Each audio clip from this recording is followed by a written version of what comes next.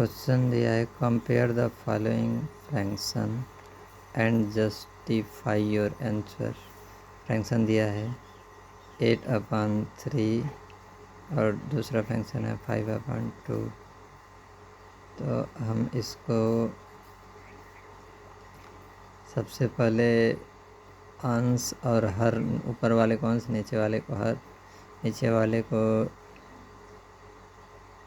बोलते हैं D, English में उसको बोलते हैं डिनोमिनेटर।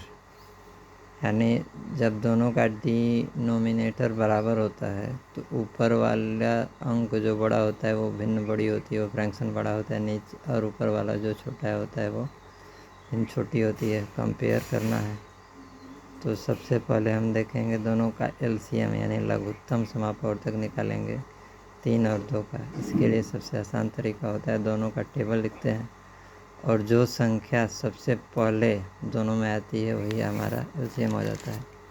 यहाँ हम 2 का टेबल लिखेंगे, 2 1 जा 2, 2 जा 4, 2 3 जा 6।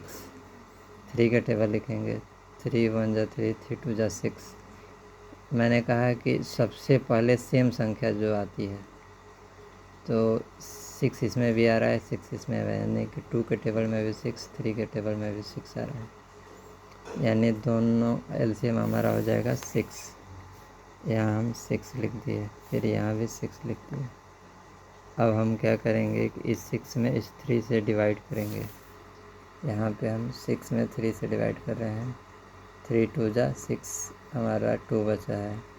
2 में हम 8 से मल्टीप्लाई इसलिए 8 से कर रहे हैं क्योंकि यहाँ हमारा 8 दिया हुआ है, 8, इसीलिए 2 × 8, 2 × 8 = 16। 2 8 जा 16 हो गया, इसलिए मैं इसको यहाँ पे 16 लिख दिया हूँ। दोनों का एलसीएम 6 है इसलिए 6, यानी 16/6। अगला फंक्शन है,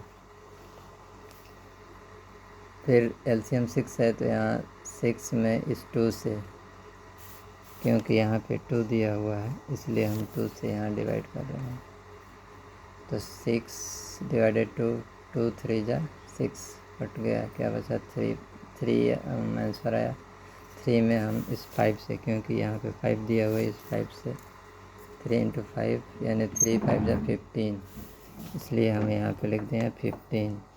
अब हमारा डिनोमिनेटर सेम हो गया, यानी हमारा हर समान हो गया, तो बड़े अंश वाले भिन्न बड़ी होती है और छोटे अंश वाले भिन्न छोटी होती है।